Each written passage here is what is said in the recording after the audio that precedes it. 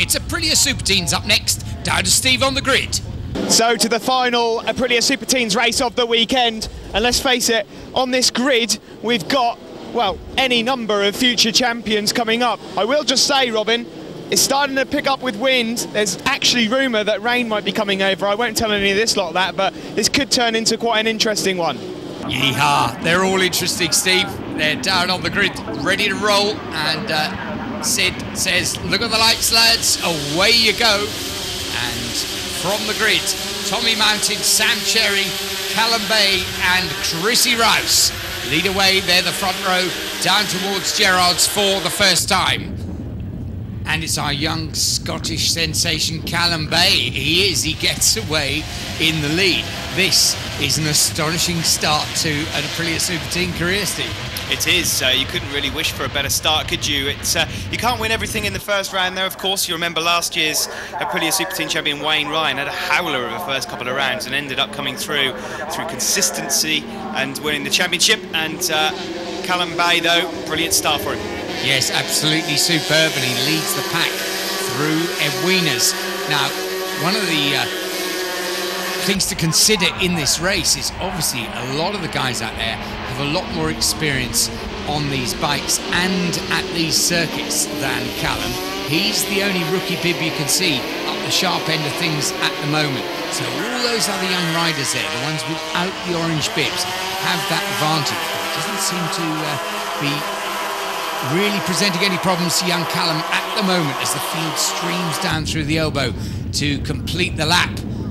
Yeah, I think the next newcomer, in fact, is Joe Collier, 111. There you can see him about to enter Gerrard's, a couple of places behind Tommy Mountain there with the yellow wheels. So Joe Collier's next, and then I think you're going to be looking as far back as somebody along the lines of Jake Dixon, I think, or maybe even Jordan Hole. Well, Joe Collier there picked up a fourth in the earlier race. A fantastic performance.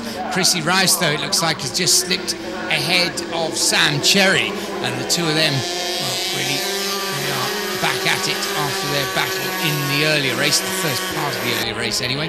Yes, Jake Dixon, of course, he's the son of Darren Dixon, known to anybody who has been around bike sport for the last 20, 30 years. Darren Dixon, multiple world champion on sidecars, and of course a champion on solos as well. I think nobody else has emulated his feat as being a champion of three wheels and two. So young Jake has got a heritage there and a name to live up to. But up the front, well, Callum Bay, he's in the lead, and it's a superb performance already in this second race. And just looking further back there, we see 114 Jack Keane. He's in the top 10 and pushing hard, but at the moment Callum Bay is showing him the way home, number 80 at the front. Yeah, another couple of riders that seem to be pushing well in this race as well, Robin. Jamie Thackeray, number 94, a rider that's been in the Superteens now for, well, this will be his third season. He's making vast improvements. And Tom Oliver, also number 20, is up there in the top 10. Just, well, there he is, about to go up into the S's as well. So some improvements all the way down the field. Yeah, good to see. Chrissy Rouse taking a wide line into that hairpin there. We see Jack Keane just squeezing ahead of the chasing group, although he's going to be done under braking for the hairpin there.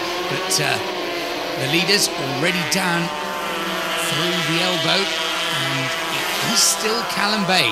Just as you think he's going to lose that lead, he comes bouncing back, and here it is across the line to complete another lap in the lead. Number 80, Callum Bay, being shadowed by Chrissy Rouse and Sam Cherry. Yeah, the leader of that next pack just behind Sam Cherry at the moment is Luke Helm, number 51. Luke with the white leathers, another rider with a St George's cross in his hat. That's a good race from him so far, leading the rest of the bunch. Yep, Tommy Mountain is in the mix as well in that little group. In fact, there he is. Look, they're almost four abreast there at the top of the picture as the leaders come down into Edwina's. And this time, Chrissy Rouse, that's cleanly done, just out-braking Callum Bay into the first part of the chicane. So Chrissy Rouse moves up into the lead. Well, that was Luke Helm just having a bit of a moment there. He's fallen a bit behind, and Chrissy Rouse just dealing with a tail end of Sam Cherry goes up the inside, and that's put Sam Cherry into the lead. He won't want to do the same thing as he did in race one, though. No, that was all about track selection, really, wasn't it? The slower rider was there and Chrissy Rouse chose the outside, and there we saw Sam Cherry chose the inside run up through the hairpin, and he nicked in front. And Callum Bay was an interested spectator, but really, Steve, yet again, year after year, this Aprilia Superteen Championship attracts so many youngsters. They know this is the championship to be in, to learn their craft as racers on the big circuits. And it is a very packed field. What is it, 1.39 miles, Mallory? That is not a lot of space when you stick a full grid of these bikes on. And of course, a lot of these younger riders, with their lack of experience, there are going to be a lot of back markers, so the leaders will have just that extra amount of work to do, not just fighting it out amongst each other, but trying to carefully and cleanly pick their way past their slower rivals. Yeah, I think one of the interesting things as well is the fact that you're looking at future world champions. I mean, you've got the likes of Wayne Ryan, who won last year's championship, and Fraser Rogers the year before. They're both entering the BSB scene this year in the 125s. They'll be well worth looking out for. Oh, and there's Luke Helm, and I said he was having a good race, but that's the end of that for Luke Helm. Shame, hopefully he's up and all right, but this battle at the front is holding up. Sam Cherry from St Leonard's is still leading. Just nicks ahead of Chrissy Rouse, but all the while, Steve, I think it is very impressive, isn't it? Once again, Callum Bay, the youngster there, just keeping a watching brief. He's riding shotgun on these two, watching what happens between the two of them. And while they're looking at each other, look what he does, straight up the inside. He's not going to find a way through, though. It's all a bit bully beef at the hairpin, and Sam Cherry says, no, you don't, mate. Lean over, here I come. And Chrissy Rouse follows through. And you see, that is another lesson learned for Callum Bay, isn't it? It is, yeah. He just got his nose chopped off there. He didn't fully commit into the corner, and Sam Cherry was having none of it and said, well, welcome to the Superteens, mate. And Joe Ravenscroft having a bit of a moment there. As James Robinson next to him, as a few riders a bit further down in the field, battling to the points. Yeah, usual massed ranks, and everyone has something to play for in the Aprilia Superteens. A lot of these young riders, they are, as we said at the beginning of their careers, but a lot of them are battling against their own performances. They simply want to get a better finish than they did last time out.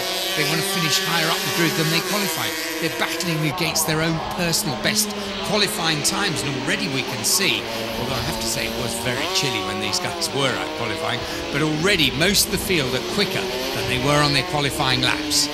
Yeah, and the great thing as well is that the riders that are perhaps towards the back end, it's great to see them come throughout the season as well. Another rider to look out for is another Australian hopeful over for the season, number 72, Brad Shaw. Brad is good friends of Matt Davies, of course, who came from this championship, so we've got a couple of Aussies with us this season. Right, last that flag being held out there, and at the moment, just getting away as they get past those slower machines. Chrissy Rouse has got himself some fresh air there, and that counts for a massive lead as far as Superteens are concerned. They're still with him, but they're not close enough to do anything about it. Look at him yanking on the old right hand. Here he comes down to the checker flag. Chrissy Rouse will feel he has deserved that one, and sure he has, but look at the finish from Callum Bay.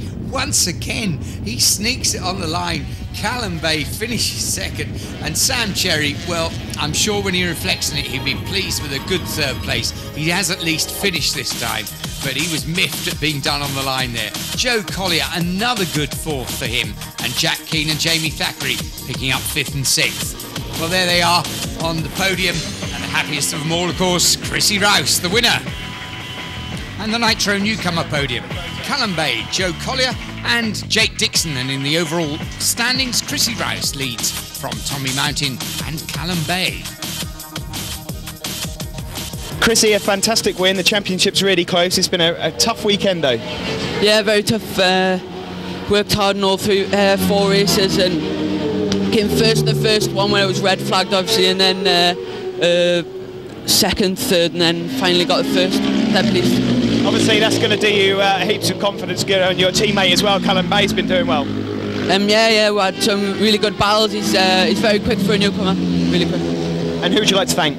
I'd like to say a massive thank you to my mum and dad, to John at JDF Racing, to Derek at Magnum for doing the team engines, to Ian at Mistral Racing for doing the team bodywork and fairings, to Mr. Winch, the principal of my school, Manual College Gateshead, for letting us have time off and stuff.